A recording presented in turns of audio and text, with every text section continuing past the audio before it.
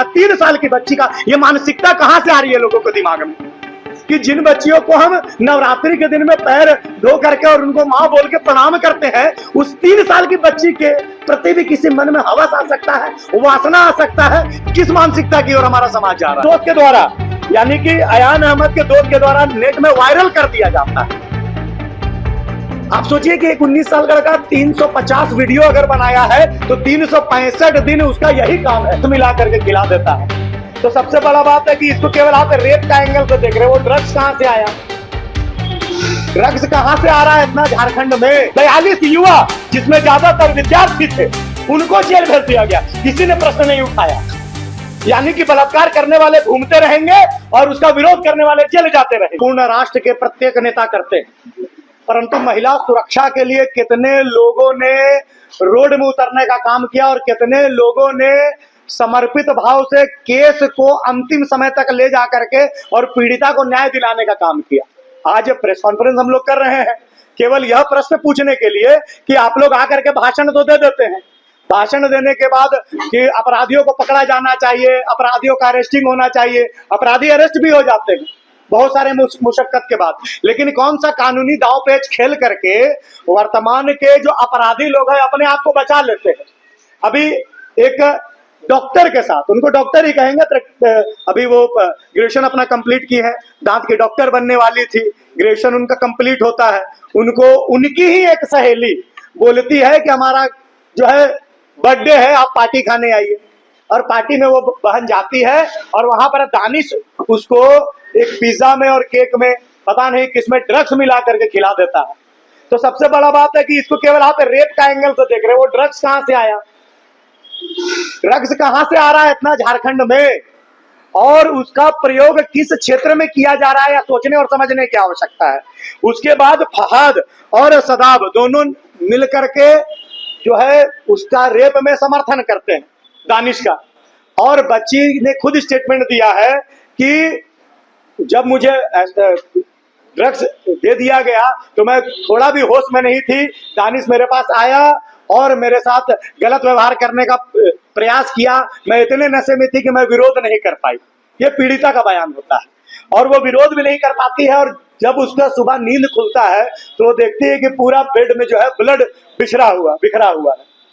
और उसके बाद उसको ये भी नहीं पता कि दानिश ने उसके साथ बलात्कार किया, उसके बाद रात भर उसके साथ क्या हुआ, कितने बार उसके साथ शोषण हुआ, ये खुद वो समझ नहीं पा रही है, बता नहीं पा रही है किन किन लोगों ने बलात्कार किया।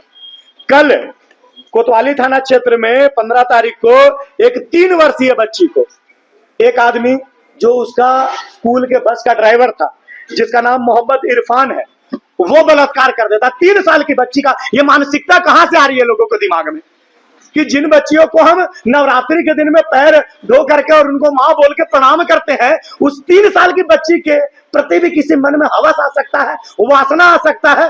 किस मानसिकता की ओर हमारा समाज जा रहा है? किस मानसिकता की ओर जो है फहाद, मोहम्मद सदाब, मोहम्मद दानी, मोहम्मद इरफान, ये लोग जा रहे हैं।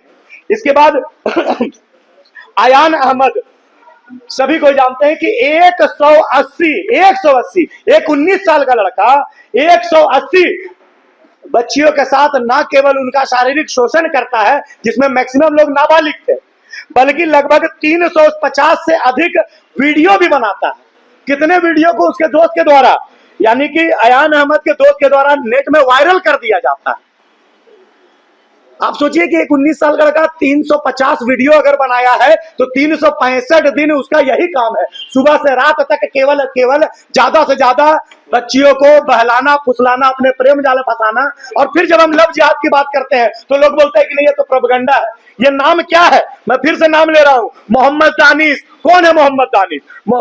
फहाद मलिक कौन है? मोहम्मद सदाब कौन है? कल 3 साल की बच्ची का बलात्कार करने वाला मोहम्मद इरफान कौन है? मासिद सदा कौन है? और ये अयान अहमद ये कौन है? और हम लोग अब एक कदम आगे बढ़ गए हैं। वो लोग अब लव जिहाद से एक कदम आगे बढ़ करके डायरेक्ट या तो बलात्कार करने का प्रयास कर रहे हैं, उनका वीडियो बना करके उनको धमकी दे करके उनसे पैसे ऐंठना, और पुनः कई बार उन लड़कियों को दूसरे लड़कियों के साथ सोने के लिए जो है जबरन मजबूर किया जा रहा है। इसी का विरोध करने के लिए हम लोग आंदोलन करते हैं। आपको याद होगा उस मैटर में मैं जेल भी गया था, सीएम साहब हम लोग को उठा के जेल भेज देते हैं। हम लोग का कहना क्या था कि झारखंड में हर 3 घंटे में एक बलात्कार होता है, यानी कि एक दिन 24 घंटे में 8 बलात्कार रजिस्टर्ड होते हैं झारखंड में। आप आरटीआई करके देख लीजिए, आपको मिल जाएगा डिटेल। 8 बलात्कार प्रतिदिन झारखंड में होते हैं।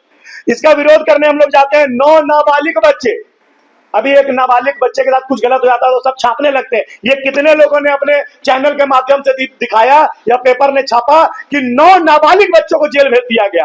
क्यों? बलात्कार के विरोध में जेल में उतरे थे। 6 महिलाओं को जेल भेज दिया गया। क्यों? बलात्कार के विरोध में रोड में उतरे थे। 42 युवा, जिसमें ज्यादातर विद्यार्थी थे, उनको जेल भेज दिया गया। किसी ने प्रश्न नहीं उठाया। यानी कि बलात्कार करने वाले घूमते रहेंगे और उसका विरोध करने वाले जेल जाते रहेंगे। और इसके बाद एक और मैटर खुल करके आया, ऑल ओवर इंडिया ने वर्ल्ड वाइड ये ट्रेंड कर रहा है। कॉर्पोरेट सेक्टर में कॉर्पोरेट जिहाद के माध्यम से टीसीएस कंपनी नासिक में शाहरुख हुसैन, कौन है शाहरुख हुसैन, शौकत कुरैशी, रजा रफीक, मेमन, इन लोग कौन है जो जबरन लड़कियों को बीफ खिलाने का काम करते हैं, धर्म परिवर्तन करने के लिए उकसाते हैं, नहीं करोगे तो तुम्हारा डिमोशन करवा देंगे। और टीसीएस कंपनी उन्हीं हिंदू बच्चियों को नौकरी पे रखती थी जो कि ज्यादा आवश्यकता था, जिनको, जो गरीब घर से आती है, जिनको पैसा का बहुत आवश्यकता है, जिनके बैकग्राउंड में सपोर्ट में लोग नहीं रहते हैं, उनको पकड़ करके और जो है धर्म परिवर्तन करवाने का काम करता था। टीसीएस ऐसी बड़ी कंपनी और उसका एचआर डायरेक्ट, जिसका नाम निदा खान है, वो डायरेक्ट इन्वॉल्व रहती है इसमें। ये हम लोग जो है इन बच्चियों के साथ खड़े हैं और सभी के समर्थन में अंतिम समय तक हम लोग लड़ करके, जब तक अपराधियों को सजा नहीं होता है। इसका प्रत्यक्ष उदाहरण जो है वो है तारा सहदेव का जो प्रकरण था। हमारी बहन जो नेशनल शूटर थी, मैं उनका नाम इसलिए ले रहा हूं कि सब कोई जान गए हैं ना। अभी भी सभी बहनों का नाम मेरे पास है। मैंने विक्टिम से बात भी की है, मेरे संपर्क में है वो, मैं उनसे मिला, मैंने उनसे पूछा तो वो बोली थी भैया हमको बताने में शर्म आ रहा है कि मेरे साथ क्या क्या हुआ। एक महिला होते हुए एक पुरुष को सब विषय खुल करके नहीं बता सकती है, लेकिन विक्टिम ने मुझे जो जो बताया, जिस प्रकार का घटना उसके साथ घटा, जितनी क्रूएलिटी के साथ उसको जब प्रताड़ित करने का काम किया गया है, तो मेरे रोंगटे खड़े हो गए, मेरे आंख से आंसू निकलने लगे। तो इस प्रकार की मानसिकता से लोग केवल और केवल प्रताड़ित होने का काम हमारी बहनें कर रही हैं। और हम लोगों ने जैसे तारा सहदेव को न्याय दिलाने के लिए उसको जो धर्म परिवर्तन करा रहा था, उसका जो शारीरिक शोषण किया, रकीबुल हसन और रकीबुल हसन की मां, दोनों को सजा दिलाने का काम हम लोगों की पूरे टीम ने किया। और इस दानिश को, इस मोहम्मद सदाब को, इस फहाद मलिक को और इस जो 3 साल की बच्ची का बलात्कार करने वाले ड्राइवर मोहम्मद इरफान को हम लोग सजा दिलाने का काम करेंगे अंतिम समय तक लड़ करके।